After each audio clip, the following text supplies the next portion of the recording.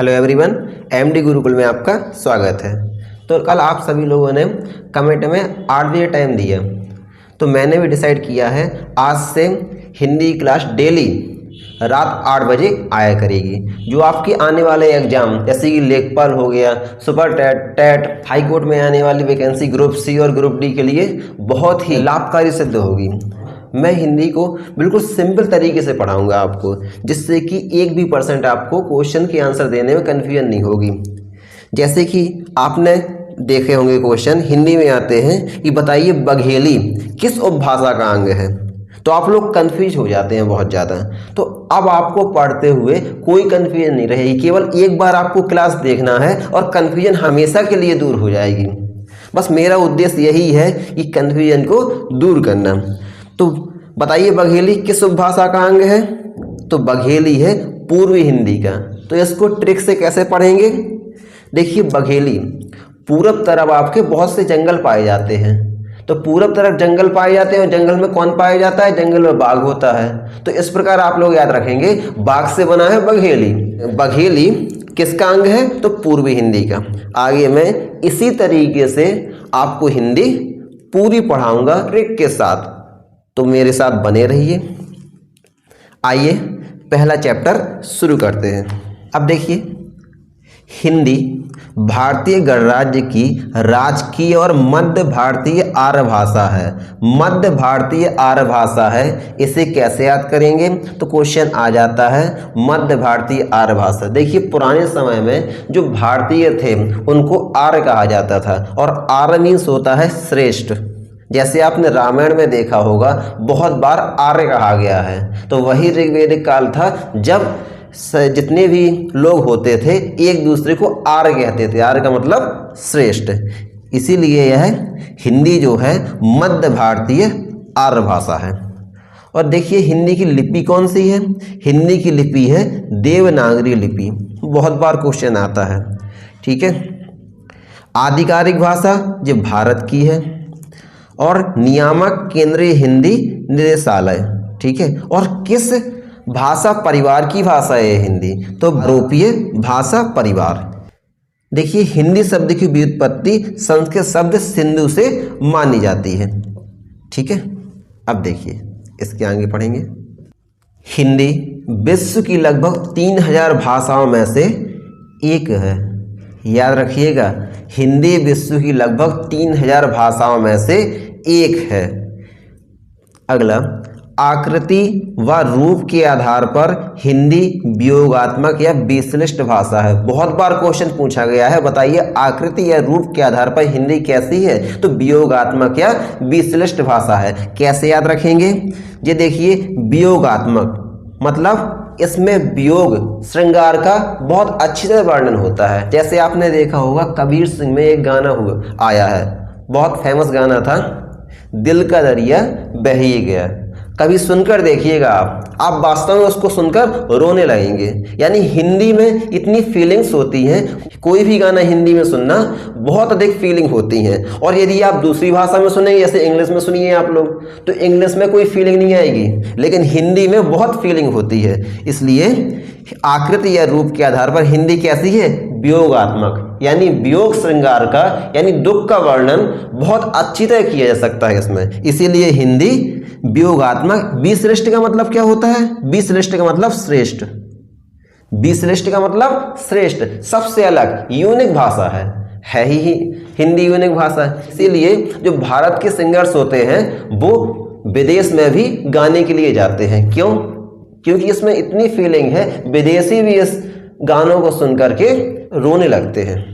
अब देखिए भाषा परिवार के आधार पर हिंदी भारोपीय परिवार की भाषा है। मैंने बताया है भारोपीय परिवार का मतलब होता है भारत प्लस यूरोप, यानी भारत और यूरोप को मिलाकर जितनी भाषाएं हैं इसी परिवार में सबसे अधिक भाषाएं हैं। देखिए यूरोप क्यों आता है इसमें, क्योंकि यूरोप ने पूरे विश्व में राज्य किया है, और जहाँ जहाँ वहाँ के लोग गए हैं यूरोप के, जैसे पुर्तगाली हो गए, इंग्लैंडियन हो गए, फ्रांसीसी हो गए, सभी जो यूरोप के निवासी थे और पूरे विश्व में इन्होंने व्यापार किया, राज्य किया है, तो अपनी भाषा भाषा वहाँ वहाँ छोड़ कर आए, इसलिए ये परिवार सबसे बड़ा परिवार कहलाता है। जैसे हमारा परिवार होता है, हमारे परिवार में 4, 5, 10 लोग होते हैं, इसी प्रकार से भाषाओं को भी एक परिवार में रखा गया है।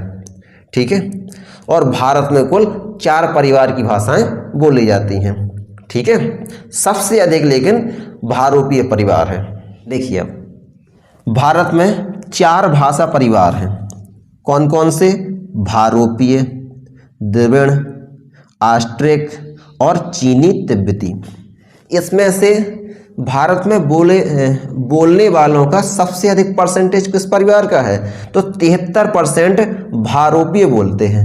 ठीक है, उसके बाद द्रविड़ का केवल 25%, ऑस्ट्रिक का 1.3% और चीनी तिब्बती का 0.7% ही बोला जाता है। ठीक है, इतना आप लोग याद रखेंगे। अब देखिए हिंदी का उदय कैसे होता है। हिंदी का उदय होता है संस्कृत से। हिंदी कहाँ से आई है? हिंदी आई है संस्कृत से, यानी हिंदी का जन्म संस्कृत से होता है। किस प्रकार विकास होता है? देखिए सबसे पहले संस्कृत थी, आप लोग जानते हैं ऋग्वेदिक काल हुआ, इसमें संस्कृत का प्रयोग होता था ना, संस्कृत का। यानी पहले भगवान राम हुए, भगवान कृष्ण हुए, सभी लोग किस भाषा का प्रयोग करते थे? संस्कृत का प्रयोग करते थे। जितने भी भाषाएं हैं, पहले की रामायण भी वाल्मीकि द्वारा संस्कृत में लिखी गई थी, यानी सबसे पहले संस्कृत आई। उसके बाद महात्मा बुद्ध आए। महात्मा बुद्ध ने किसका प्रयोग किया? महात्मा बुद्ध ने पाली भाषा का प्रयोग किया। देखिए जी उपदेशक है, जो उपदेशक होता है, जो कवि होता है, वो जिस भाषा का प्रयोग करता है तो उस कविता को जो पढ़ेगा या उपदेशक की उपदेश जो सुनेगा तो वो भी उसी भाषा का प्रयोग करने लगेगा।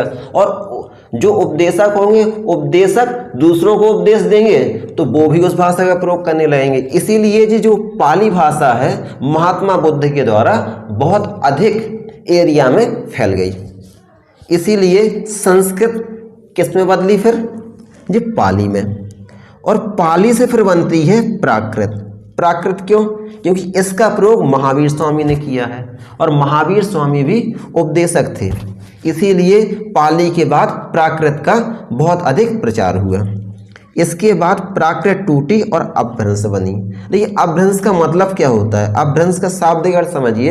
अपभ्रंश अब होता है टूटना, भ्रंश आना यानी दरार आना। ठीक है, तो भाषा का टूटना ही कहलाता है अपभ्रंश। तो यदि क्वेश्चन आता है कि बताइए संस्कृत का अपभ्रंश रूप क्या है, यानी टूटा हुआ रूप क्या है, तो संस्कृत का अपभ्रंश रूप है पाली। और क्वेश्चन ये भी आ सकता है, बताइए पाली की पूर्वकालिक भाषा कौन सी है? पूर्वकालिक मतलब, पूर्व का मतलब पहले, काल का मतलब समय, यानी कि पहले समय की भाषा। तो पाली के पहले कौन सी थी? संस्कृत थी। इस प्रकार से क्वेश्चन बनते हैं, 4-5 प्रकार से क्वेश्चन बनते हैं जी। अब आता है पाली का अपभ्रंश रूप बताइए, तो पाली का अपभ्रंश रूप है प्राकृत।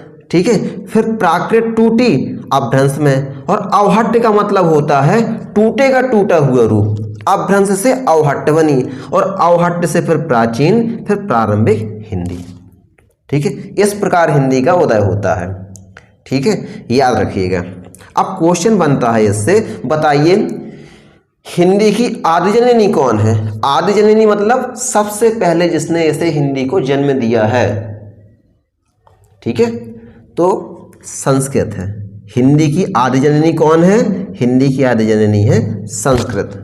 यदि क्वेश्चन आ जाए हिंदी भाषा के इतिहास का आरंभ किससे होता है? हिंदी भाषा के इतिहास का आरंभ किससे होता है? तो ये होता है अपभ्रंश से। ठीक है, यदि क्वेश्चन आ जाए हिंदी की आदि जननी तो संस्कृत, और हिंदी भाषा के इतिहास का आरंभ आ जाए यानी हिंदी किससे बनी है, तो अपभ्रंश से फिर। ठीक है, इस प्रकार से क्वेश्चन पूछे जाते हैं। अब देखिए भारतीय आर्य भाषा को 3 कालों में विभाजित किया गया है। भारतीय आर्य भाषा, भारतीय मतलब भारत की, आर्य भाषा मतलब आर्यों की भाषा, यानी सबसे पहले जो लोग थे जिन्हें आर्य कहा जाता था, श्रेष्ठ कहा जाता था, उनकी भाषा। तो देखिए ये पहले क्या थी, पहले सबसे पहले संस्कृत चलती थी। यानी यदि कहा जाएगा प्राचीन भारतीय आर्य भाषा कौन है, तो प्राचीन भारतीय आर्य भाषा है वैदिक संस्कृत और लौकिक संस्कृत। केवल संस्कृत कहा जाएगा यदि कहा जाएगा प्राचीन भारतीय आर्य भाषा। देखिए प्राचीन भारतीय आर्य भाषा का प्रयोग काल क्या है, तो ये भी याद कर लीजिए, ये भी आता है क्वेश्चन। तो 1500 ईसा पूर्व से 500 ईसा पूर्व, यानी प्राचीन भारतीय आर्य भाषा टोटल 1000 साल चली है, 1500 ईसा पूर्व से 500 ईसा पूर्व तक। और ये 2 भागों में विभाजित थी। जो वेद लिखे गए हैं उसे कहा जाता था वैदिक संस्कृत। जैसे अभी आप लोग देखते हैं इंग्लिश का प्रयोग करते हैं, हिंदी का प्रयोग करते हैं, तो जो यदि लिखते हैं आप तो उसमें आप लोग व्याकरण या ग्रामर का विशेष ध्यान देते हैं, इसलिए वो अलग भाषा कहलाती है। और जो आप बोलचाल में प्रयोग करते हैं उसमें आप लोग ग्रामर का ध्यान नहीं देते हैं, यानी उसे लौकिक कहा जाता है। तो जिसमें वेद लिखे गए उसे कहा गया वैदिक संस्कृत, और जो बोलचाल की भाषा थी उस समय संस्कृत की, वो थी लौकिक संस्कृत। ठीक है। इसके बाद देखिए मध्यकाल आता है, और मध्यकालीन भारतीय आर्य भाषा, इसका समय काल था, प्रयोग काल था 500 ईसा पूर्व से 1000 ईस्वी तक। आपका मध्यकालीन भारतीय आर्य भाषा चली है 1500 वर्षों तक। ठीक है, क्योंकि 500 ईसा पूर्व 500 से जोड़ेंगे और 1000 ईस्वी और कुल 1500 वर्षों तक चली है। देखिए इसमें शुरुआत किससे होती है, जब महात्मा बुद्ध आए हैं तो महात्मा बुद्ध ने अपने उपदेश दिए हैं किस भाषा में, पाली भाषा में। तो यहीं से मध्यकाल प्रारंभ हो जाता है। ठीक है। देखिए अब इसी समय पे आए थे महावीर स्वामी, उन्होंने प्रयोग किया है प्राकृत भाषा का, इसलिए मध्यकालीन भारतीय आर्य भाषा में प्राकृत भाषा भी आ जाती है। और यहीं पाली और प्राकृत टूटने लगी थी और अपभ्रंश का रूप ले लिया था इसने, अपभ्रंश का, और यहीं से हिंदी बनना शुरू हो गई थी। यानी मध्यकालीन भारतीय आर्य भाषा से ही हिंदी बनना शुरू हो गई थी। अपभ्रंश मतलब भाषा टूट गई है और यहीं से हिंदी निकलना शुरू हो गया है, क्योंकि कौरवों ने खड़ी भाषा का, खड़ी बोली का प्रयोग किया है। जो खड़ी बोली अभी हम प्रयोग करते हैं ना, कौरवों ने भी इसी भाषा का, इसी बोली का प्रयोग किया है। अब देखिए आधुनिक भारतीय आर्य भाषा, आधुनिक भारतीय आर्य भाषा का समयकाल क्या है, इसका है 1000 ईस्वी से अब तक।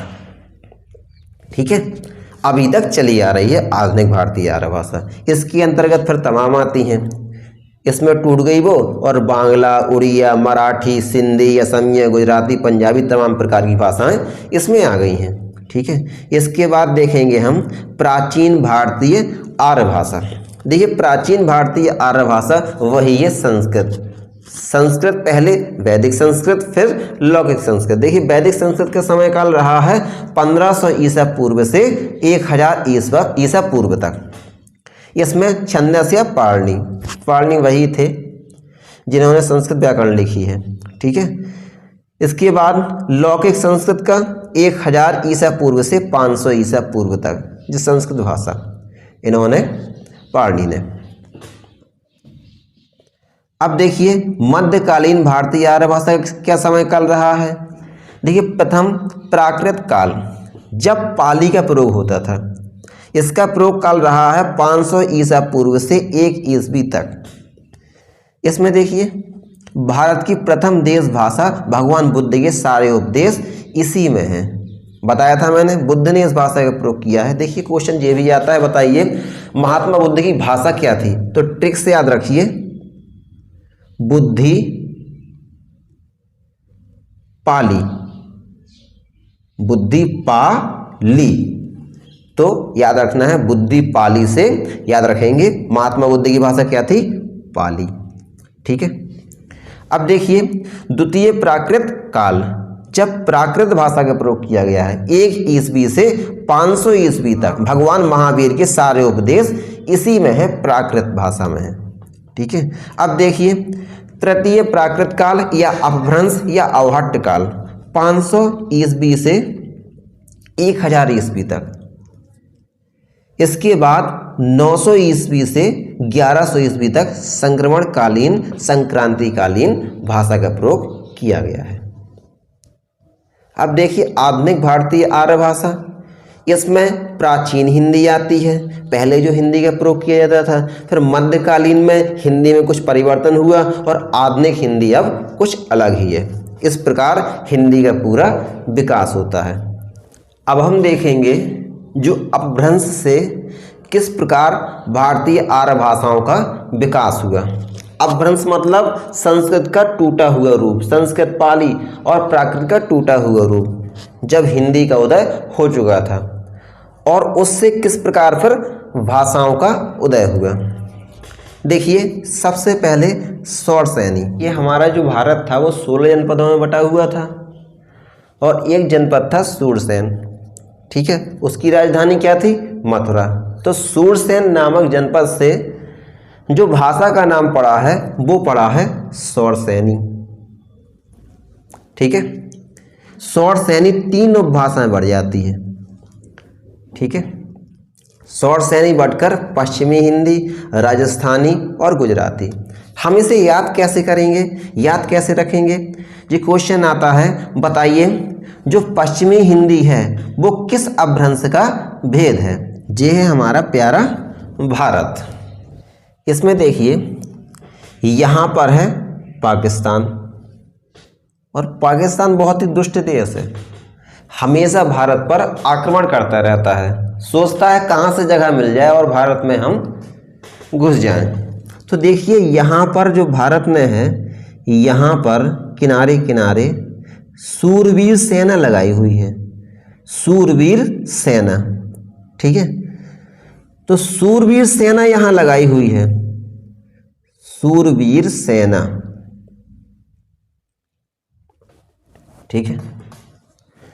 तो हम इससे याद रखेंगे पश्चिम में क्या है, सूरवीर सेना लगी हुई है, तो सौरसेनी कहाँ की है, पश्चिमी इलाके की, तो सौर और सैनी, ठीक है। तो यदि पश्चिमी हिंदी हमें याद आए तो तुरंत सूरवीर सेना याद आना चाहिए और इससे बन जाएगा सौरसेनी। और देखिए अब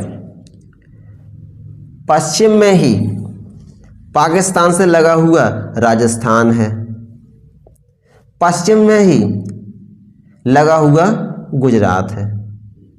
तो इससे हम याद रखेंगे सौरसेनी के जो 3 भाग हैं, पश्चिमी हिंदी, राजस्थानी और गुजराती, ठीक है। जिस सौरसेनी के 3 भाग हैं, अब याद रहेगा आपको, यानी सौरसेनी के कितने भाग हैं, पश्चिमी हिंदी, राजस्थानी और गुजराती। अब देखिए मागधी नाम कैसे पड़ा अपभ्रंश का। देखिए मगध राज्य है, मगध भी 16 जनपद में से एक था और बहुत ही प्रभुत्व संपन्न, सर्वसंपन्न राज्य था ये। यहाँ जो भाषा बोली जाती थी उस भाषा का नाम पड़ा मागधी, किसके नाम पर, मगध के नाम पर, ठीक है। और मगध उस समय बिहार, उड़िया, बांग्ला, असम हर जगह फैला हुआ था, ठीक है, यानी पूरे एरिया कवर करता था ये मगध। तो इसके बाद जब मगध टूटा, बिहार बना, उड़ीसा बना, बांग्ला बना और असम बना, तब इसके भाषाओं के नाम बदल गए, यानी मागधी जो है 4 भाषाएं बढ़ गई। मागधी कितने भेद हो गए, मागधी के 4 भेद हो जाते हैं, कौन कौन से, बिहारी, उड़िया, बांग्ला और असमिया। देखिए मैप में ये है बिहार और यहीं पर मगध की राजधानी थी। और देखिए यहाँ उड़ीसा है, 2000 में तो ये झारखंड बटा हुआ है, इससे पहले उड़ीसा तक यहाँ फैला हुआ था, यहीं पश्चिम बंगाल, बांग्लादेश सब यहीं तक फैला हुआ था। और असम में भी इसी का शासन था, इसका, मगध का। फिर बाद में बढ़ता है मगध तो मागधी भाषा भी 4 भागों में बढ़ जाती है, किसमें किसमें, बिहार बना तो उसके नाम पर बिहारी हुई, उड़ीसा बना तो उसके नाम पर ओडिसी हुई, बांग्लादेश और पश्चिम बंगाल बाद में बटे हैं जे तो इसके नाम पर बांग्ला हुई, और असम के नाम पर असमिया, ठीक है। यानी कि मागधी 4 भागों में बट जाती है, कौन कौन सी, बिहारी, ओडिसी और असमिया और बांग्ला, अब देखिए अर्धमागधी, मैप में देखेंगे हम अर्धमागधी। देखिए ये पूरा पूर्वी हिस्सा है पूर्वी हिस्सा। यहाँ मगध था, ठीक है। मगध के कुछ लोग यहाँ निवास करते थे, आधे लोग, और आधे लोग और कहीं के यहाँ निवास करते थे। इसलिए आधे लोग तो किस भाषा का प्रयोग करते थे, मागधी का, और आधे लोग अलग भाषा का प्रयोग करते थे। इसलिए इस एरिया की जो भाषा हुई है वो भाषा कहलाई है अर्धमागधी, ठीक है। और अर्धमागधी बाद में चेंज होकर पूर्वी हिंदी बन जाती है, ठीक है। इसका नाम बदलकर क्या कर दिया जाता है, पूर्वी, क्योंकि ये पूर्वी हिस्सा था इसलिए पूर्वी हिंदी कही जाने लगी फिर इसे। अब देखिए खस, खस पहाड़ी, कैसे याद रखेंगे इसे। पहाड़ों में क्या होते हैं, पहाड़ों में घास होती है, और घास को क्या बोला जाता है बुंदेलखंड में, खस बोला जाता है। याद रखिएगा, पहाड़ में जो घास होती है उसको क्या बोला जाता है, खस बोला जाता है। तो हम याद रखेंगे, पहाड़ का नाम जैसे ही याद आए तो खस घास याद आ जाएगी, तो आपसे क्वेश्चन का आंसर बन जाएगा, ठीक है। तो खस को बाद में क्या कहा जाने लगा, जो खस घास होती थी इसी के नाम पर जो अपभ्रंश का नाम पड़ा है, अपभ्रंश भाषा का नाम पड़ा है खस। फिर बाद में इसका नाम बदलकर पहाड़ी रख दिया गया है, ठीक है। अब देखिए आगे ब्राचड़, ब्राचड़ अपभ्रंश का भेद है। इसके बाद इसको दो भागों में बांट दिया गया। जो पंजाबी थे, पंजाब में जो लोग रहते थे, जो भाषा बोलने लगे उसे कहा जाने लगा पंजाबी, और जो सिंध प्रांत में जो भाषा प्रयोग की जाने लगी उसे कहा जाने लगा सिंधी। हम याद कैसे रखेंगे, देखिए आपने देखा होगा बाजार में सबसे अधिक पंजाबी और सिंधियों की दुकान होती है, ठीक है। कोई पर्सनली ना ले इसे, केवल मैं याद करने के लिए बता रहा हूँ। सिंधी और पंजाबियों की दुकान होती है, और कोई भी जो लेडीज़ साड़ी लेने जाती है, जेंट्स वगैरह पैंट शर्ट लेने जाते हैं और ज़्यादा निकलवाने लगो उनसे, तो वो कैसे हो जाते हैं, गुस्सा हो जाते हैं। यानी उनका स्वभाव कैसा होता है, उनका स्वभाव होता है चिड़चिड़े स्वभाव, ठीक है। वो चिड़चिड़े स्वभाव के होते हैं, इससे याद रखेंगे हम। चिड़चिड़े स्वभाव के कौन है, पंजाबी और सिंधी। तो ब्राचड़ की कितने भाग हुए, दो, पंजाबी और सिंधी। अब देखिए महाराष्ट्री। देखिए जब महाराष्ट्र बना था तब अपभ्रंश के रूप में वहाँ की भाषा का नाम था महाराष्ट्री। इसके बाद मराठा आए और मराठाओं ने अपना नाम दे दिया भाषा को, तो कौन सी भाषा हो गई, उसका नाम बदल के हो गया मराठी, बस मराठी कहा जाने लगा। देखिए जो अभी हमने पढ़ा ये अपभ्रंश के भेद थे, और इस तरफ ये उपभाषाएं हमने पढ़ी, यानी कि अपभ्रंश के भेद किस में बढ़ गए, फिर उपभाषाएं बढ़ गए। अब देखिए उपभाषा से बोली बनेगी, यानी कि जो उपभाषाएं भी टूटकर बोली बदल जाएंगी, यानी कि एक जो भाषा उपभाषा है वो कई बोलियों में बदल जाएगी, यानी कि एरिया बटेंगे, एरिया बटने से बोलियां भी अलग अलग चेंज हो जाएंगी। अब देखिए हम समझते हैं बोली, उपभाषा और भाषा क्या होती है। बोली एक छोटे क्षेत्र में बोली जाने वाली भाषा बोली कहलाती है, और बोली में साहित्य रचना नहीं होती है, यानी कि एक छोटे से एरिया में जब कोई एक शब्दों का प्रयोग किया जाता है, एक भाषा का प्रयोग किया जाता है, तो वो बोली कहलाने लगती है। जैसे कि आप बुंदेलखंड में देखते हैं तमाम नए नए शब्दों का प्रयोग किया जाता है, तो ये क्या है, बोली है। कि यदि इसी बोली का प्रयोग साहित्य रचना में होने लगता है और क्षेत्र का विकास हो जाता है, तो वह बोली न रहकर उपभाषा बन जाती है, ठीक है। इसी बोली में साहित्य रचना होने लगती है और क्षेत्र का विकास हो जाए तो वो क्या हो जाती है, वो हो जाती है फिर उपभाषा। अब देखिए भाषा, भाषा क्या होती है, भाषा साहित्यकार जब उस भाषा को अपने साहित्य के द्वारा परिनिष्ठित सर्वमान्य रूप प्रदान कर देते हैं तथा उसका और क्षेत्र विस्तार हो जाता है, तो वह भाषा कहलाने लगती है। देखिए साधारण तौर पे देखिए ये बोली क्या होती है, बोली एक छोटे से क्षेत्र में बोले जाने वाली भाषा जिसका भी साहित्यिक प्रयोग नहीं हुआ है। यदि साहित्यिक प्रयोग हो जाए इसका और उस क्षेत्र का विकास हो जाए तो भाषा कहलाने लगती है। और भाषा वो होती है जब साहित्यकार उसका प्रयोग करने लगता है और वह सर्वमान्य हो जाती है, ठीक है, उसे सर्वमान्य रूप प्रदान कर दिया जाता है, तो क्या कहलाने लगती है, फिर भाषा कहलाने लगती है। देखिए एक क्वेश्चन और आता है, बताइए कौन सी बोली है और कौन सी विभाषा है। देखिए ये बोलियां कहलाती हैं जैसे कि आपका ब्रजभाषा, खड़ी बोली, अवधी, भोजपुरी, बुंदेली, ये सभी क्या हैं, ये सभी बोलियां हैं। लेकिन इनमें से जिस बोली में रचनाएं होने लगती हैं, हमारी साहित्यिक रचनाएं होने लगती हैं, तो उसे कहा जाने लगता है विभाषा। याद रखेंगे हम, जैसे ही ब्रजभाषा, इसमें भाषा लगा हुआ है लेकिन है नहीं है भाषा, ये है बोली। लेकिन यदि ऑप्शन में आ जाए बताइए ब्रजभाषा क्या है, बोली पहला ऑप्शन और दूसरा है विभाषा, तो फिर विभाषा में लगाएंगे हम आंसर। फिर विभाषा है, बोली नहीं है, क्योंकि ब्रजभाषा में हमारी रचनाएं होती हैं। जैसे भक्त सूरदास ने ब्रजभाषा में रचना की है, ठीक है। तो जिस बोली के प्रयोग रचना में होने लगता है तो फिर बोली न रहकर वो विभाषा हो जाती है, ऐसे हम याद रखेंगे, ठीक है। तो देखिए हिंदी क्षेत्र की शेष बोलियां बोली हैं और जिनमें रचनाएं होती हैं जैसे कि ब्रजभाषा, अवधी, खड़ी बोली, भोजपुरी और मैथिली में, वे सभी क्या हैं, विभाषा है। और भाषा खड़ी बोली हिंदी की, जी भाषा है। आज इस बात को लेकर आम सहमति है कि हिंदी जिस भाषा समूह का नाम है, इसमें 5 उपभाषाएं हैं एवं 17 बोलियां हैं, जी। और याद रखना है आपको, कितनी उपभाषाएं हैं, 5 उपभाषाएं हैं एवं 17 बोलियां हैं, ठीक है। तो हिंदी क्षेत्र की समस्त बोलियों को 5 वर्गों में बांटा गया है। इन वर्गों को उपभाषा कहा जाता है। इन उपभाषाओं के अंतर्गत ही हिंदी की 17 बोलियां रखी गई हैं। आया हुआ क्वेश्चन है। आज के लिए इतना ही। अब हम कल पढ़ेंगे उपभाषाएं और बोलियां। उपभाषाएं किस प्रकार बोलियों में बढ़ जाती हैं, पूरा मैं ट्रिक से बताऊंगा आपको, ठीक है।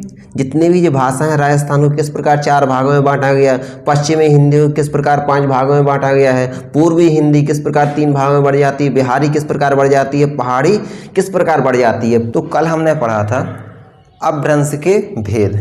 कितने भेद हैं अपभ्रंश के?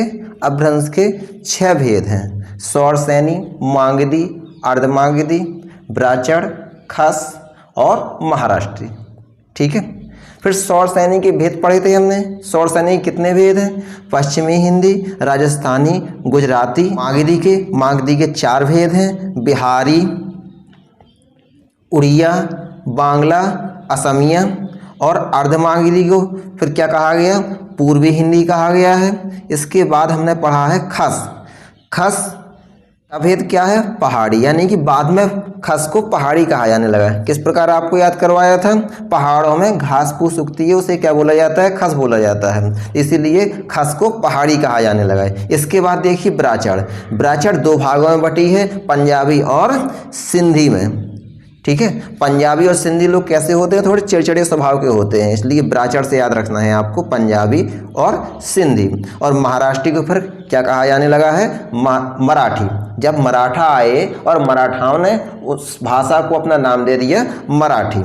देखिए आज हम पढ़ेंगे ये उपभाषा से फिर किस प्रकार बोलियां बनी, यानी कि जो उपभाषाओं में अपभ्रंश उपभाषा में बढ़ती है, फिर उपभाषाएं भी बोलियों में बढ़ जाती हैं।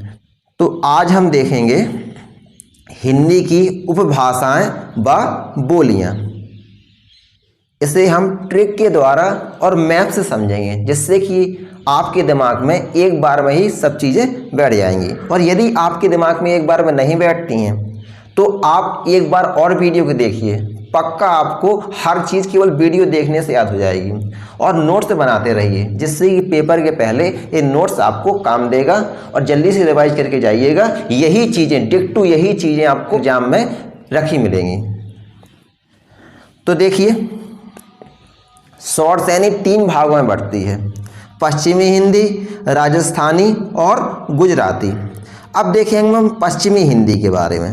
देखिए पश्चिमी हिंदी फिर 5 भागों में बढ़ जाती है। कौन कौन से? कौरवी, हरियाणवी, ब्रजभाषा, कन्नौजी और बुंदेली। कौन कौन सी? कौरवी, हरियाणवी, ब्रजभाषा, कन्नौजी और बुंदेली। देखिए इसे किस प्रकार से याद करेंगे? देखिए पश्चिमी हिंदी। पश्चिमी हिंदी आपको पता है, पश्चिमी हिंदी वाले एरिया कौन सा है? पाकिस्तान से याद रखना, पाकिस्तान किस तरफ है, पाकिस्तान है पश्चिम तरफ, इस तरफ पाकिस्तान है, और पास से पाकिस्तान, पास से पश्चिम, और यहीं पर पश्चिमी हिंदी, राजस्थानी और गुजराती भाषा बोली जाती थी। इसके बाद ये एरिया अलग अलग हो जाते हैं और वहाँ के लोग अलग अलग रहने लगते हैं, तो वहाँ पर यही पश्चिमी हिंदी 5 भागों में बढ़ती है। पहला है हरियाणवी। देखिए जो हरियाणा में लोग हुए हैं, हरियाणा कहाँ है, दिल्ली से लगा हुआ क्षेत्र है, यहाँ हम दिल्ली को टारगेट करेंगे, ठीक है। और दिल्ली भारत के पश्चिम में याद रखेंगे, कहाँ पड़ता है, पश्चिम में। कैसे पड़ता है, देखिए इलाहाबाद के नैनी से मानक समय रेखा जाती है एक, जैसे ये यूपी है, यहाँ पर इलाहाबाद है, इलाहाबाद से इस प्रकार हम लाइन खींच देंगे एक, तो इस तरफ का एरिया हम पश्चिम मानेंगे और इस तरफ का एरिया हम पूरब मानेंगे, ठीक है। तो यहाँ से नैनी से एक रेखा निकलती है, कौन सी, मानक समय रेखा, जो कि भारत को 2 भागों में बांटती है, यानी कि यहाँ 1 घंटा, यहाँ 1 घंटे। इस प्रकार यदि यहाँ से यहाँ का घंटा देखा जाए ना, तो भारत यहाँ से यहाँ पहुँचने में किसी भी व्यक्ति को 2 घंटे लगते हैं, ठीक है। 2 घंटे का समय का अंतर आता है, तो इसीलिए हम याद रखेंगे इस तरफ पश्चिम, इस तरफ पूरब। अब देखिए तो दिल्ली किस तरफ आया, दिल्ली पड़ता है पश्चिमी एरिया में, जो दिल्ली है ना, दिल्ली किस एरिया में है, पश्चिम।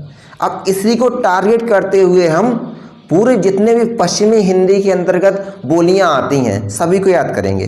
देखिए दिल्ली से लगा हुआ है हरियाणा, और हरियाणा में ही कुरुक्षेत्र है।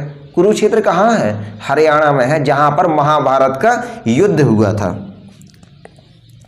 और दिल्ली को इंद्रप्रस्थ कहा जाता है पहले, यानी पांडवों की राजधानी थी, यानी कौरव लोगों का राज्य कहाँ था, कौरव लोगों का राज्य यहाँ था। हरियाणा में भी, दिल्ली में भी, आसपास के सभी एरिया जे कौरव लोग घेरे हुए थे। तो इससे याद रखेंगे हम, जो कौरवों का राज्य था, तो कौरवों ने जो भाषा बोली है उसे क्या बोला गया है, कौरवी। कौरवों ने उस भाषा को नाम दे दिया था अपना कौरवी। तो याद रखेंगे कौरवी किसका अंग है, पश्चिमी का अंग है। अब देखिए कौरवी के बाद आता है हरियाणवी। तो हरियाणा में ही कुरुक्षेत्र है, तो यहाँ पर जो भाषा बोली जाएगी तो कौन सी भाषा होगी, वो हरियाणवी होगी। तो हरियाणवी यदि कोई कह दे तो ये पश्चिमी हिंदी का भाग है, ठीक है। अब देखिए जो कौरवी भाषा बोली जाती थी उसे खड़ी बोली भी कहा जाता है, क्योंकि जो कौरव लोग बोलते थे खड़ी बोली का प्रयोग करते थे, तो कौरव लोगों ने हिंदी बोलना यानी खड़ी बोली बोलना शुरू कर दिया था। देखिए जिस थे असभ्य कौरव सभी, लेकिन बोलते कौन सी भाषा थे, जो इस समय की सभ्य कही जाती है। खड़ी बोली कौन सी भाषा है, सभ्य भाषा है। तो बोलते क्या थे, एक सभ्य भाषा यानी खड़ी बोली। तो कौरवी का ही दूसरा नाम था खड़ी बोली। देखिए हरियाणवी, हरियाणवी का दूसरा नाम है बांगरू। बांगरू आपको कैसे याद रखेंगे इसे, बांगरू इसे याद रखेंगे हम, हरियाणा में जो लड़के होते हैं उन्हें कहा जाता है बांगड़ू, ठीक है। जैसे राजस्थान के लड़कों को क्या बोला जाता है, छोरा। इसी प्रकार हरियाणा के लड़कों को क्या बोला जाता है, जो घूमने फिरने वाले लड़के होते हैं, बस घूमते फिरते रहते हैं और कोई काम नहीं है, फालतू घूमते फिरते हैं, उन्हें कहा जाता है बांगड़ू। तो बांगड़ू से याद रखेंगे हम, हरियाणवी का नाम है दूसरा बांगड़ू, ठीक है। अब देखिए ब्रजभाषा। देखिए यहाँ दिल्ली है और दिल्ली से लगा हुआ मथुरा है। मथुरा के बाद अगला स्टेशन कहाँ है, दिल्ली है। तो याद रखेंगे मथुरा और दिल्ली बगल बगल है। तो दिल्ली के बगल में मथुरा है, यानी कि मथुरा कौन से हिस्से में आया, पश्चिमी हिस्सा। यूपी के यहाँ से लाइन खींची हुई है तो पश्चिम में है ये। तो दिल्ली के बगल में मथुरा, और मथुरा में कौन सी भाषा बोली जाती है, ब्रजभाषा। इसलिए याद रखेंगे हम, ब्रजभाषा भी पश्चिमी हिंदी का भाग है। क्वेश्चन ऐसे ही आता है, बताइए ब्रजभाषा किसका अंग है, उसमें दे देगा पश्चिमी हिंदी, राजस्थानी, गुजराती। तो बताइए किसका अंग है, तो ब्रजभाषा पश्चिमी हिंदी का अंग है, ठीक है। अब देखिए ब्रजभाषा के बाद आती है कन्नौजी। अब देखिए पृथ्वीराज चौहान का राज्य जो रहा है वो दिल्ली में भी राज्य किया है उसने और कन्नौज में भी राज्य किया है। यानी कि ऐसे याद रखेंगे हम, दिल्ली के आसपास होगा, जब भी कोई राजा अपनी राजधानियां दो बनाता है इसका मतलब वो आसपास की राजधानियां होंगी तभी तो आ जा पाएगा वो। तो याद रखेंगे हम, केवल याद बस रखना है, दूर हो सकता है दिल्ली से, लेकिन आपको याद रखना है पृथ्वीराज चौहान की दोनों राजधानियां थी, दोनों जगह राज्य करता है, तो इसलिए दिल्ली के पास में ही है कन्नौज। इसलिए जो कन्नौजी बोली जाती है वो किस एरिया में आएगी, वो पश्चिमी एरिया में आएगी। इसलिए कन्नौजी किसके अंतर्गत आती है, पश्चिमी हिंदी के अंतर्गत आती है। ठीक है, अब आया हमारा प्यारा बुंदेलखंड। देखिए बुंदेलखंड यूपी का जो हिस्सा और मध्य प्रदेश के कुछ हिस्से मिलकर बुंदेलखंड बनाते हैं। तो यानी कि जो यूपी का पश्चिमी हिस्सा है, ये साफ साफ पश्चिमी हिस्सा है, तो ये पश्चिमी हिंदी के अंतर्गत आएगी बुंदेली भी। ठीक है, इस प्रकार आपको याद रखना है पश्चिमी हिंदी के अंतर्गत कौन कौन सी बोलियां आती हैं, कौरवी, हरियाणवी, ब्रजभाषा, कन्नौजी और बुंदेली। ठीक है, और कौरवी को बोला जाता है खड़ी बोली और हरियाणवी को कहा जाता है बांगरू। ये भी क्वेश्चन आ जाता है, बताइए खड़ी बोली किस भाषा का दूसरा नाम है, तो कौरवी का ही दूसरा नाम है खड़ी बोली, और बांगरू किसका दूसरा नाम है, हरियाणवी का। ठीक है, सौर सैनिक के 3 भाग थे, पश्चिमी हिंदी, राजस्थानी और गुजराती। देखिए पश्चिमी हिंदी के बता दिए, पश्चिमी हिंदी के अंतर्गत 5 बोलियां आती हैं। अब देखेंगे हम राजस्थानी। देखिए बहुत क्वेश्चन इससे आता है और हमेशा इसमें डाउट क्रिएट होता है, तो आपको इसी ट्रिक से, जैसा मैं बता रहा हूँ उस तरीके से याद करना, कभी भी गलत नहीं होगा आपका आंसर। अब देखेंगे हम राजस्थानी। देखिए राजस्थानी के 4 भाग हैं, पूरब, पश्चिम, उत्तर, दक्षिण, और चारों जगह पे 4 प्रकार के लोग रहते हैं। इसलिए यहाँ की जो बोली है जो 4 भागों में बटी हुई है, यानी राजस्थानी कितने भागों में बटी है, 4 भागों में बटी है। देखिए हम पहले पश्चिमी राजस्थानी के अंतर्गत कौन है, मारवाड़ी। पूर्वी राजस्थानी के अंतर्गत कौन है, जयपुरी, या इसी को बोला जाता है ढोढारी। उत्तरी राजस्थानी के अंतर्गत मेवाती, और दक्षिणी राजस्थानी ये है मालवी। ठीक है, देखिए मैप से देखेंगे हम हमारा राजस्थान, और यहाँ पर पहले हम देखेंगे पश्चिम में। तो पश्चिम में कौन है, पाकिस्तान है, और यहाँ पाकिस्तान है, और पाकिस्तान कैसा देश है, बहुत ही दुष्ट देश है, और यहाँ हमेशा मारकाट मचाया रहता है। जो राजस्थान की सीमा है यहाँ पर ये मारकाट मचाया रहता है, तो यहाँ मारकाट से याद रखेंगे मारवाड़ी। ठीक है, मारवाड़ी पश्चिमी राजस्थानी है। ठीक है, यानी पश्चिमी राजस्थानी भाषा कौन सी है, बोली कौन सी है, तो मारवाड़ी। अब देखेंगे हम उत्तर में। देखिए उत्तर में यहाँ ऊपर जम्मू कश्मीर है, ठीक है, श्रीनगर है, यहीं पर आपके काजू, किशमिश, छुआरे, बादाम सभी पाए जाते हैं और बहुतायत में मिलते हैं। और इन सभी को क्या बोला जाता है, इन सभी को बोला जाता है मेवा। ठीक है, काजू, किशमिश, बादाम को क्या बोला जाता है, मेवा। तो मेवा कहाँ मिलता है, उत्तर में, तो उत्तरी राजस्थानी मेवा से याद रखेंगे मेवाती। ठीक है, यानी कि उत्तरी राजस्थानी कौन सी है, मेवाती। ठीक है, अब देखेंगे हम पूर्वी। पहले हम देखेंगे राजस्थान के पूर्व में कौन पड़ता है, उत्तर प्रदेश पड़ता है, और यहाँ के उत्तर प्रदेश के जो लोग हैं वो सबसे पहले जयपुर में घूमने जाते हैं, यानी कि जयपुर जो है यूपी के बगल में होगा। तो इस प्रकार हम याद रखेंगे यूपी किस तरफ है, राजस्थान के पूरब तरफ है, तो पूरब तरफ के लोग कहाँ आते हैं, जयपुर में आते हैं, इसका मतलब जयपुर भी पूरब तरफ होगा। तो जयपुर में जो भाषा बोली जाती है वो है पूर्वी राजस्थानी, उसे बोला जाता है जयपुरी। ठीक है, तो पूर्वी राजस्थानी कौन सी है, पूर्वी राजस्थानी है जयपुरी। ठीक है, अब देखिए, अब देखेंगे हम दक्षिणी। जो दक्षिणी राजस्थानी है इसे बोला जाता है मालवी। क्या बोला जाता है, मालवी। कैसे याद रखेंगे हम, जब राजस्थान में बरसात होगी तो जो मलबा है वहाँ पर, तो मलबा बहकर कहाँ आएगा, मलबा बहकर आ जाएगा दक्षिण में, राजस्थान के सबसे नीचे। तो मलबा से याद रखेंगे हम मालवी। तो एक बार और दोहरा देता हूँ मैं। पश्चिम में बोली जाने वाली भाषा कौन सी है? मारवाड़ी, क्योंकि यहाँ पश्चिम में पाकिस्तान है, मारकाट मचाया रहता है, इससे याद रखेंगे हम मारवाड़ी। उत्तर तरफ जम्मू कश्मीर है, वहाँ पर क्या मिलता है?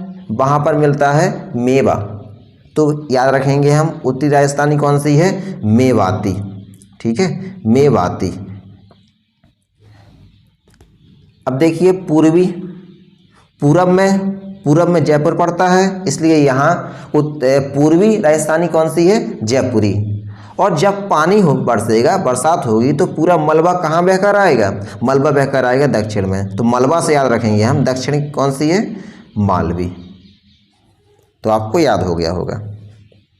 ठीक है, राजस्थान के 4 भाग, मारवाड़ी, जयपुरी, इसी को बोला जाता है देखिए ढूढ़ारी। जयपुरी का ही दूसरा नाम है ढूढ़ारी। आ जाता है क्वेश्चन, बताइए ढूढ़ारी जो है किस बोली का दूसरा नाम है? तो जयपुरी का। ठीक है, तीसरी है मेवाती और चौथी है मालवी। ठीक है, अब देखिए पूर्वी हिंदी। पहले आप लोग बताइए पूर्वी हिंदी जो उपभाषा है वो किसका अंग है? तो पूर्वी हिंदी अंग है अर्धमागधी का, क्योंकि जो पूरब में है, पूरब में कुछ मगध के लोग बस गए थे, आधे लोग, इसलिए आधी भाषा वहाँ मागधी बोली जाती थी, इसलिए वहाँ की भाषा को बोला गया है अर्धमागधी। इसके बाद पूर्वी हिस्से की भाषा को सीधे अर्धमागधी को बदलकर क्या कर दिया गया है? पूर्वी हिंदी कर दिया गया है। देखिए इसके बाद जो पूर्वी हिंदी है वो 3 भागों में बढ़ जाती है, यानी उसकी कितनी बोलियाँ हो जाती हैं? 3 बोलियाँ हो जाती हैं। पहला अवधी, दूसरा बघेली, तीसरा छत्तीसगढ़ी। देखिए इसे कैसे याद रखेंगे। पूरब तरफ अधिकतर जंगल पाए जाते हैं। आपने पढ़ा होगा छत्तीसगढ़ में, जो छत्तीसगढ़ राज्य है, इसमें सबसे ज़्यादा नक्सली पाए जाते हैं। और नक्सली रहते कहाँ हैं? जंगलों में। ठीक है, इस प्रकार आप लोग याद रखेंगे छत्तीसगढ़ हो गया, और आसपास के जितने भी क्षेत्र हैं ऊपर के पूरब तरफ के, यहाँ पर सबसे ज़्यादा जंगल पाए जाते हैं। और जंगल में कौन पाया जाता है? जंगल में बाघ पाया जाता है। बाघ कहाँ पाया जाता है? बाघ पाया जाता है पूर्वी हिस्से के जंगलों में। तो इससे याद रखेंगे वहाँ जो बाघ पाया जाता है उसी के नाम पर उस भाषा का नाम रख दिया गया है बघेली। तो बघेली किसका अंग होगा? पूर्वी। तुरंत आपको बघेली से बाघ याद आना चाहिए और बाघ से पूरब, तो याद हो जाएगा आपको। और ऑप्शन आप लोग लगा पाएंगे, पूर्वी हिंदी का बाघ है बघेली, और छत्तीसगढ़ी भी पूर्वी हिंदी का बाघ है, क्योंकि छत्तीसगढ़ में भी जंगल पाए जाते हैं, और जंगल किस तरफ है? पूरब तरफ है। और देखिए अब अवधी पूर्वी हिस्सा है जी। देखिए इस प्रकार हम देखेंगे यदि इसमें मैप में, तो इलाहाबाद से जाती है रेखा, इलाहाबाद से इस प्रकार जाती है। देखिए छत्तीसगढ़ कहाँ पड़ता है? पूरब में पड़ गया। और यहाँ देखिए यहाँ अवध है, अवध अयोध्या, वही अयोध्या जहाँ भगवान राम ने जन्म लिया। तो अवध की राजधानी क्या थी? अयोध्या थी। तो ये पूरा हिस्सा अवध में आता था। ठीक है, तो अवध भी किस एरिया में पड़ा है? पूरब तरफ पड़ा है, इसलिए अवध किस में आएगी? अवधी भाषा पूर्वी हिंदी में। आपको याद हो गया होगा पूर्वी हिंदी कितने भाग हुए हैं फिर? अवधी, बघेली और छत्तीसगढ़ी। देखिए अब देखिए बिहारी। पहले आप लोग बताइए बिहारी किसका अंग है? बिहारी है मागधी का। मागधी के 4 भाग हैं, बिहारी, उड़िया, बांग्ला और असमिया। फिर बिहारी के 3 भाग हो जाते हैं, इसमें एक भाग लिखा नहीं है, ये है मैथिली।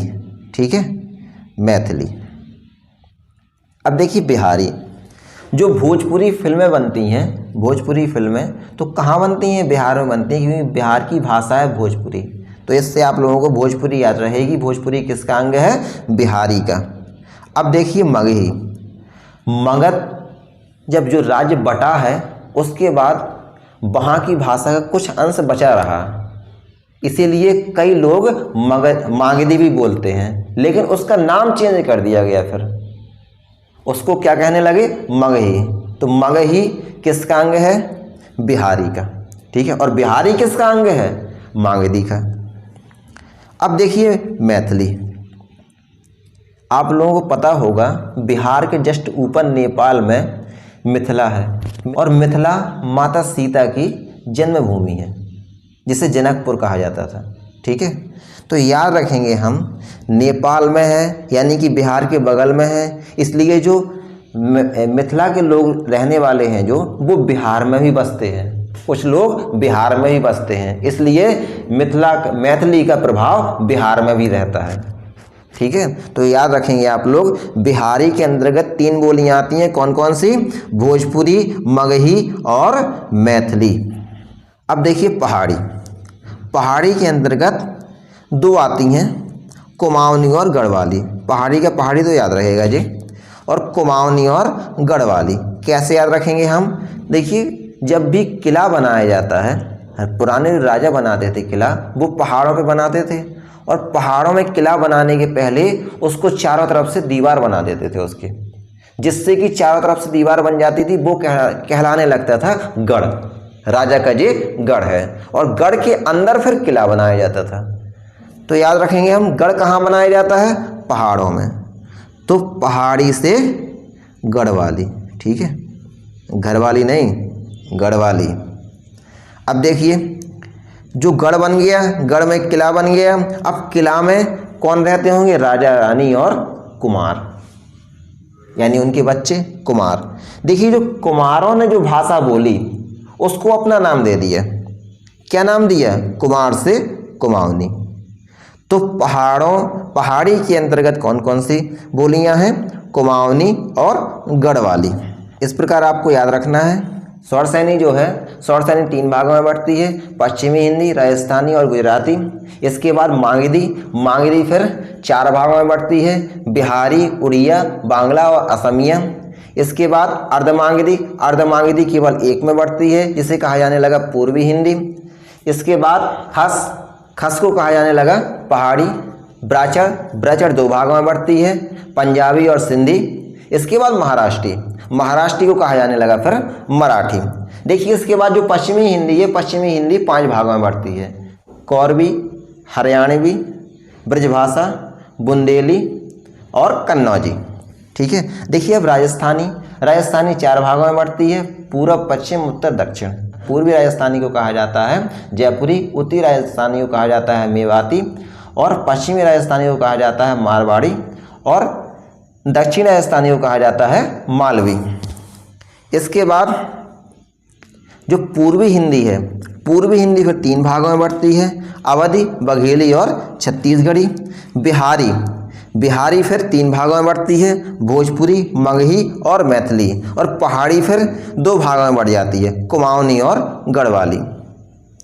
तो मैं आशा करता हूँ आपको समझ में आया होगा। एक बार इसे लिख जरूर लीजिएगा, लिखने के बाद आपको चीज़ें जल्दी दिमाग में बैठ जाएंगी।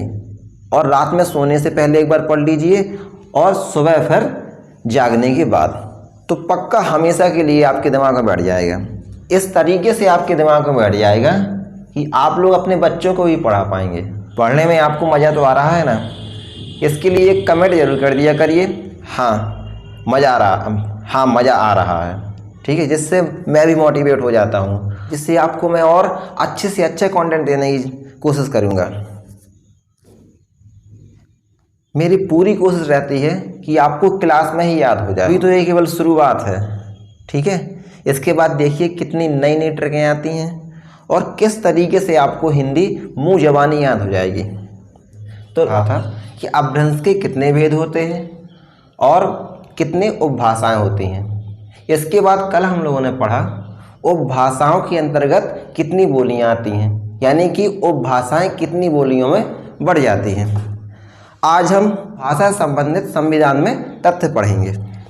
तो आइए देखते हैं। संविधान में भाषा विषयक भाग, देखिए भाग ये 17 है, याद रखना है, क्वेश्चन बहुत आता है। संविधान में भाषा विषयक भाग कौन सा है? भाग 17 है। 17 में राजभाषा दिया गया है। ठीक है जी। किस अनुच्छेद से किस अनुच्छेद तक है? अनुच्छेद 343 से 351 तक। क्वेश्चन सीधे सीधे पूछा गया है। बताइए राजभाषा को किस अनुच्छेद से किस अनुच्छेद तक रखा गया है? तो 343 से 351 तक। डिक्टो यही क्वेश्चन आता है।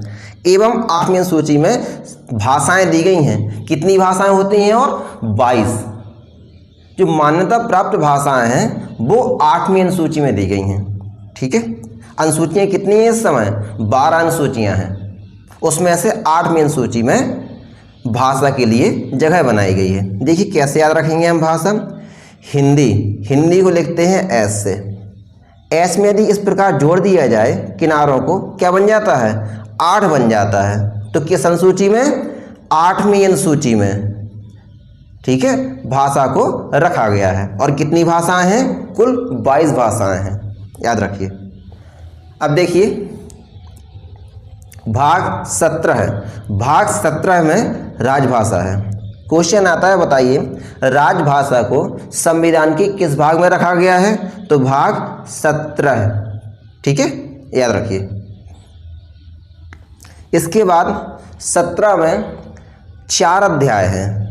अध्याय 12 हम पढ़ेंगे। देखिए अध्याय 1। अध्याय 1 में संघ की राजभाषा के बारे में बताया गया है। ठीक है, अध्याय 1 में क्या बताया गया है? संघ की राजभाषा होगी।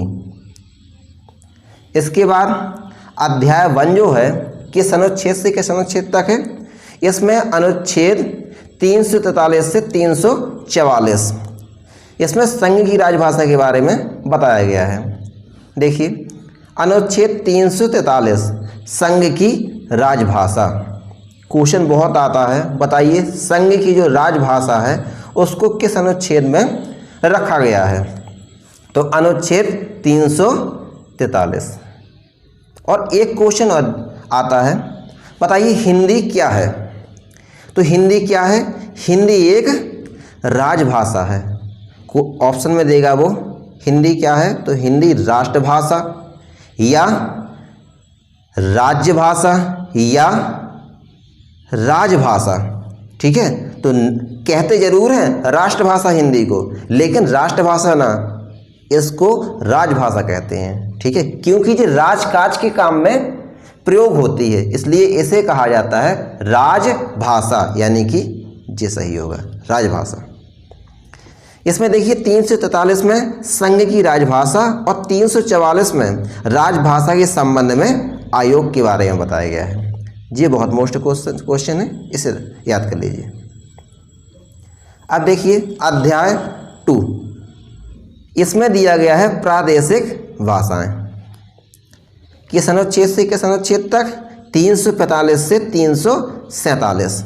देखिए 345 में क्या दिया गया है? राज्य की राजभाषा। उसमें दिया गया था संघ की राजभाषा। इसमें 345 में राज्य की राजभाषा और 346 में राज्य से राज्य एवं संघ राज्य के बीच पत्राधि की राजभाषा। यानी यदि पत्राचार करना है एक राज्य को दूसरे राज्य से या संघ को एक राज्य से, तो जो भाषा की यूज करते हैं उसके बारे में 346 में बताया गया है। अब देखिए अध्याय 3। अध्याय 3 में एससी और एचसी आदि की भाषा। एससी मतलब सुप्रीम कोर्ट, एससी मतलब हाई कोर्ट। तो इससे संबंधित भाषाओं के बारे में किसमें बताया गया है? अध्याय 3 में किस अनुच्छेद से किस अनुच्छेद तक? अनुच्छेद 348 से 349। ठीक है, याद रखिए। अब देखिए 348 में है एससी एससी संसद व राज्य विधानमंडल में प्रयोग की गई भाषा। यानी कौन सी भाषा प्रयोग करना है हमें? सुप्रीम कोर्ट, हाई कोर्ट, संसद व राज्य विधानमंडलों में, उसके बारे में 348 में बताया गया है। देखिए जो खास अनुच्छेद है उसके बारे में डिटेल से बता रहा हूँ मैं। जैसे 349 कोई खास नहीं है, इम्पोर्टेंट नहीं है आने में, इसलिए 349 के बारे में मैंने नहीं बताया है। लेकिन जो यहाँ बता रहा हूँ वो आप लोग दिमाग में रख लीजिए, क्वेश्चन मिल जाते हैं इससे। अब देखिए अध्याय 4। अध्याय 4 में, सॉरी यहाँ गलती हो गई है, यहाँ 350 होना चाहिए। 350 से 351। ठीक है, 350 से 351 अध्याय 4 में बताया गया है। और यहाँ 351 जो है बहुत ही मोस्ट इम्पोर्टेंट है और बहुत बार क्वेश्चन पूछा गया है। हिंदी के विकास के लिए निर्देश किस अनुच्छेद में दिए गए हैं? तो 351 में। ठीक है, यही क्वेश्चन बदल के आ जाता है हिंदी के लिए प्रोत्साहन यानी प्रचार प्रसार के लिए किस में कहा गया है? 351। 343 में संघ की राजभाषा और 351 में हिंदी के विकास के लिए निर्देश दिए गए हैं, तो याद रखिए। अब देखिए 8वीं अनुसूची मैंने बताया था, 8वीं अनुसूची में वर्तमान में कुल 22 भाषाएं हैं। क्वेश्चन आ जाता है, बताइए भाषाओं को किस अनुसूची में रखा गया है? तो 8वीं अनुसूची में रखा गया है। और कितनी भाषाएं हैं? 22 भाषाएं हैं वर्तमान में, लेकिन आरंभ में कुल 14 भाषाओं को मान्यता दी गई थी, इसलिए 14 भाषाएं थीं। इसके बाद बढ़ करके अब वर्तमान में 22 हैं। तो कब कब ये भाषाएं बढ़ी हैं?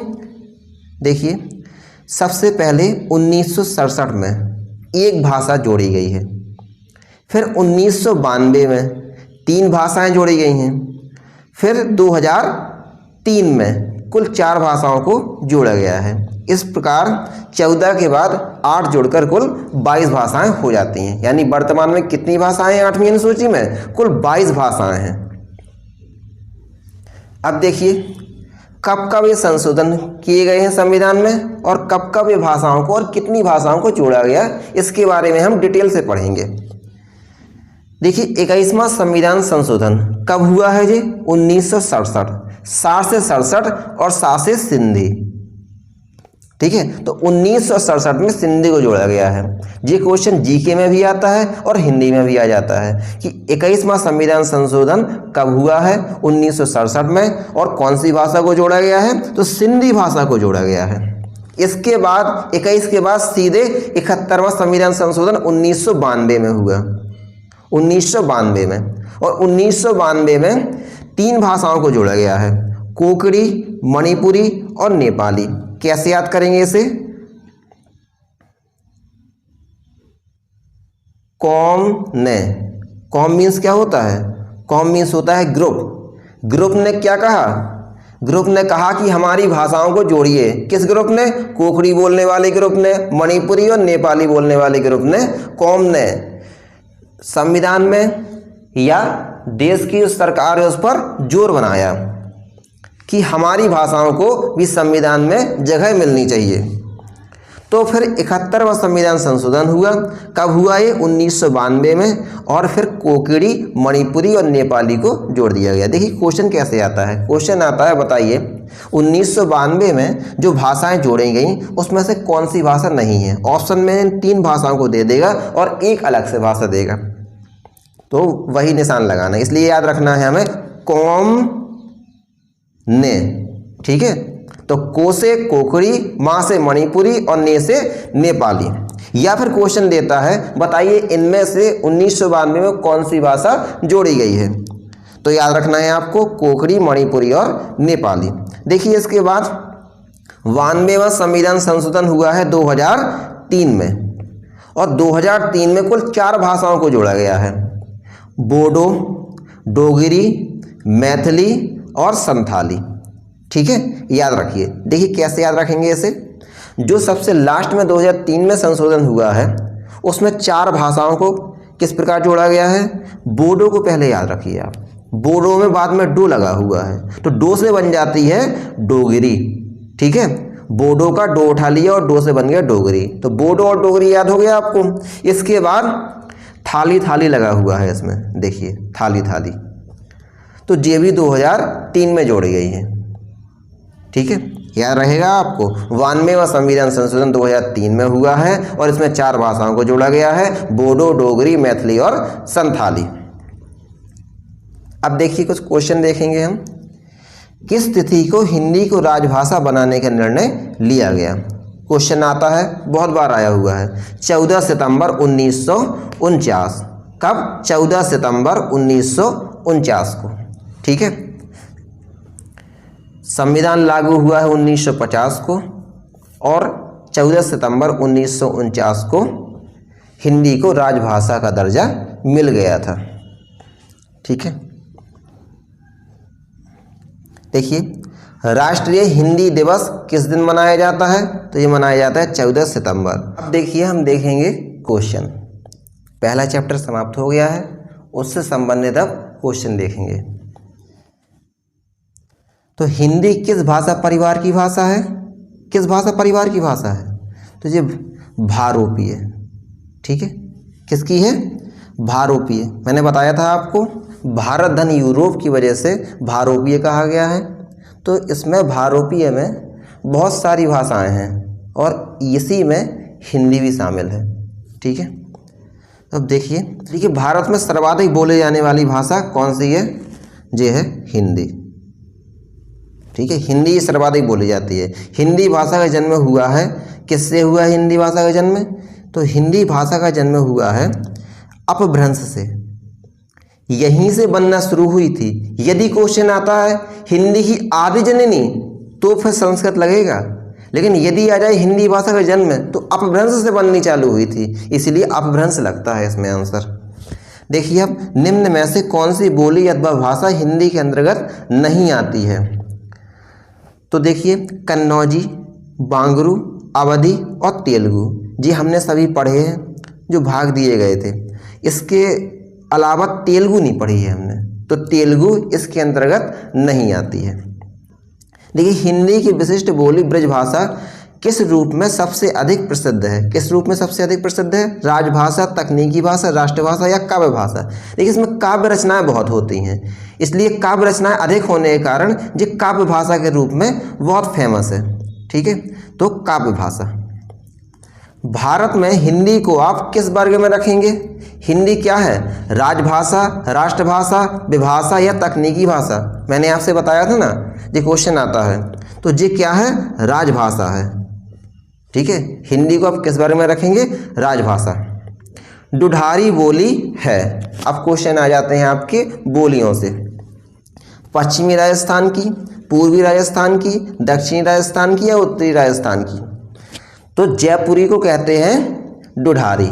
तो जयपुरी कौन सी राजस्थानी है? पूर्वी राजस्थान की भाषा है, तो पूर्वी राजस्थान की। देखिए ब्रजबुली नाम से जानी जाती है, तो ब्रजबुली नाम से जानी जाती है पुरानी बंगला। ये एक नया क्वेश्चन है। देखिए निम्न में से कौन सी भाषा देवनागरी लिपि में लिखी जाती है? तो ये लिखी जाती है मराठी। कौन सी लिखी जाती है? मराठी लिखी जाती है। अब देखिए कौन सी भाषा संस्कृत भाषा की अपभ्रंश है, यानी संस्कृत का टूटा हुआ रूप है। तो संस्कृत के बाद कौन आती है? संस्कृत के बाद आती है पाली। तो 11वें क्या है? 11वें का है पाली। अधिकतर भारतीय भाषाओं का विकास किस लिपि से हुआ है? तो ये हुआ है ब्राह्मणी से। ब्राह्मणी ही मातृ लिपि है। मातृ मतलब सभी की जननी है, यानी ब्राह्मणी से ही सभी लिपियां निकली हुई हैं। तो अधिकतर भारतीय भाषाओं का विकास किस लिपि से हुआ है? तो ब्राह्मणी लिपि से हुआ है। हिंदी भाषा किस लिपि में लिखी जाती है? बताया था देवनागरी लिपि में। ठीक है, वर्तमान हिंदी का प्रचलित रूप क्या है? तो ये है खड़ी बोली। ठीक, हिंदी भाषा की बोलियों के वर्गीकरण के आधार पर छत्तीसगढ़ी बोली है। छत्तीसगढ़ कहाँ आता है? छत्तीसगढ़ पूर्वी हिस्सा है। ठीक है, याद रखिए। तो किसके अंतर्गत आएगी ये छत्तीसगढ़ी? छत्तीसगढ़ी आएगी पूर्वी हिंदी। निम्नलिखित में से कौन सी पश्चिमी हिंदी की बोली नहीं है?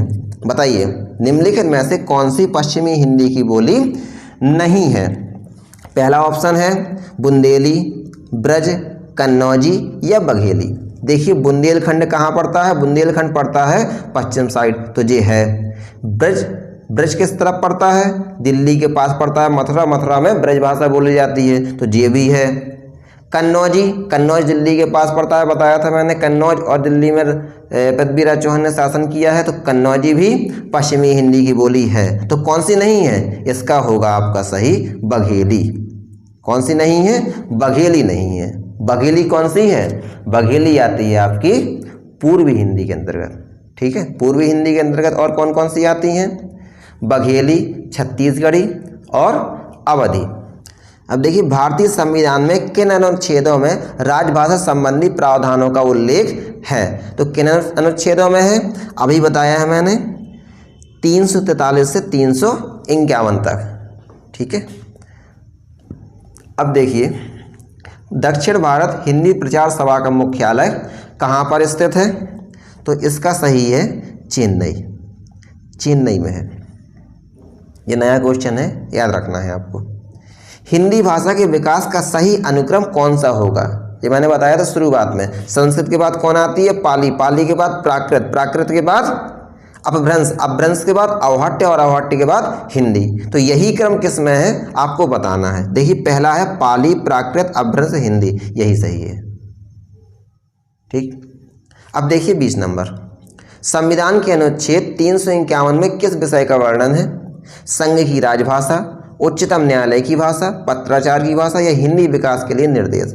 अभी मैंने पढ़ा है आपको 351, 343 से 351। 351 क्या बताया था मैंने? हिंदी भाषा के विकास के निर्देश बताए गए हैं। संघ की राजभाषा 343 में है। उच्चतम न्यायालय की भाषा किस में है? 348, 349 में है उच्चतम न्यायालय की भाषा। अब देखिए ब्रजभाषा है, ब्रजभाषा क्या है आप बताइए? पूर्वी हिंदी है, पश्चिमी हिंदी है, बिहारी हिंदी है या पहाड़ी हिंदी है? ब्रज, ब्रज किस तरफ पड़ता है? पश्चिम तरफ पड़ता है। ठीक है, मथुरा में ब्रज भाषा बोली जाती है, मथुरा पश्चिम तरफ है, तो ये कौन सी भाषा होगी? ये पश्चिमी हिंदी के अंतर्गत आएगी। किसमें? पश्चिमी हिंदी के अंतर्गत। ठीक है। अब देखिए मगही किस उपभाषा की बोली है?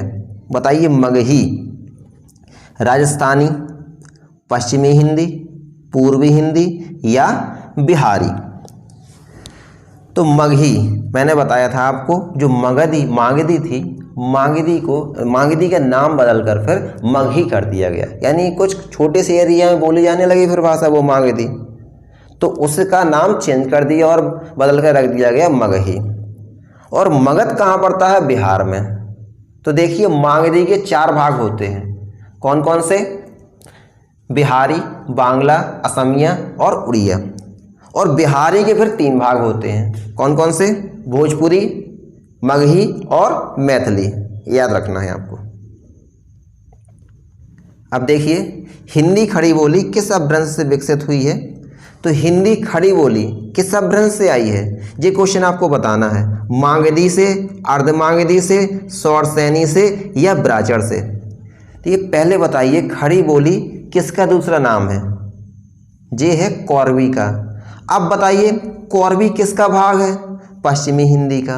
और पश्चिमी हिंदी किसका भाग है? पश्चिमी हिंदी है सौरसैनी। तो इस प्रकार किस अपभ्रंश से आई है? इसने उपभाषा नहीं पूछा है, इसने अपभ्रंश से पूछा है। तो पहले हमें उपभाषा में जाना पड़ेगा, उपभाषा से फिर हमें जाना पड़ेगा अपभ्रंश में। तो देखिए सौरसैनी से, सौरसैनी से पश्चिमी हिंदी बनी है।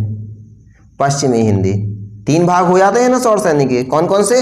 पश्चिमी हिंदी, राजस्थानी और गुजराती। फिर पश्चिमी हिंदी के 5 भाग हो जाते हैं, तो उसी के अंतर्गत कौरवी आती है और कौरवी को ही कहा जाता है खड़ी बोली। तो याद रखेंगे हम, खड़ी बोली किसके अंतर्गत है? सौरसैनी के। अब देखिए भाषा के आधार पर भारतीय राज्यों की पुनः संरचना की गई थी। कब की गई थी? 1956 में, याद रखेंगे 1956 में। अब देखिए भाषाई आधार पर सर्वप्रथम किस राज्य का गठन हुआ था? तो 1956 में आंध्र प्रदेश का गठन हुआ था। किसका? आंध्र प्रदेश। ठीक है। अब देखिए बघेली बोली का संबंध किस उपभाषा से है? बताइए आप लोग, राजस्थानी, पूर्वी हिंदी, बिहारी या पश्चिमी हिंदी? देखिए बघेली से याद रखिए बाघ से। बाघ किस, कहाँ पाए जाते हैं?